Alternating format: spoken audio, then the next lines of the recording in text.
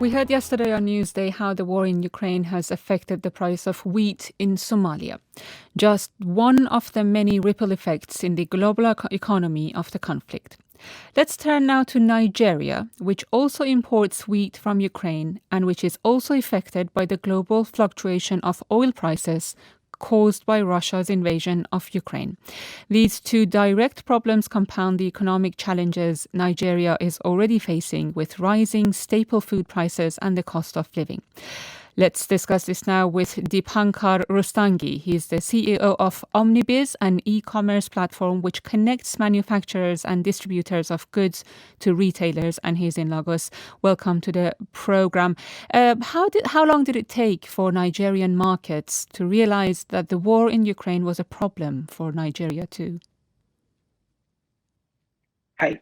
So the Russia-Ukraine war, the conflict has impacted the food prices drastically. Nigeria is one of the largest wheat importers, and 17% of its wheat comes from Russia.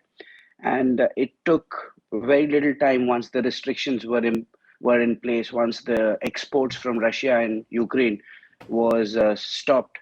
We knew the prices in the wheat segment, which is flour and flour-based product like pasta and noodles, is bound to come, and similarly in the oil. So we started seeing the increase in last 2 weeks, and we are yet to see more increase to come because they haven't taken the increase equivalent of the price increase in the international market. Tell us how distributors and manufacturers are responding to this volatility. So manufacturers normally have a 3-month ordering cycle. So in the first week when the war started, manufacturers did not take a price increase. Rather, they slowed down their order taking process.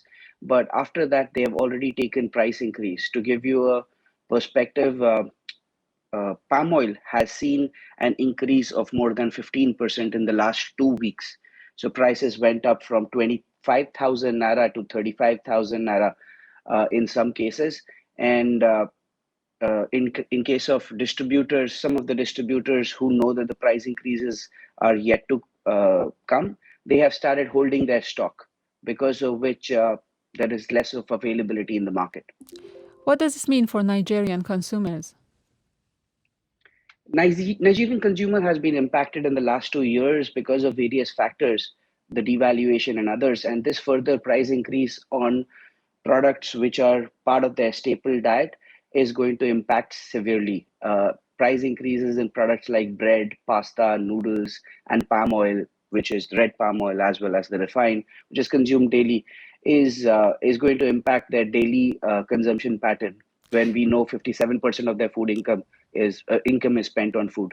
And briefly, if the war in Ukraine continues, do you think that the Nigerian businesses can do anything to protect themselves?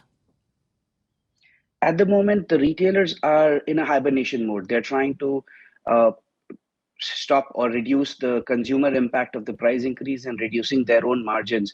But I don't think this can last for long. So they're trying to protect themselves, trying to stay their businesses alive. That's what they're doing. Thank you very much, Deepankar Rustagi, the CEO of Omnibiz.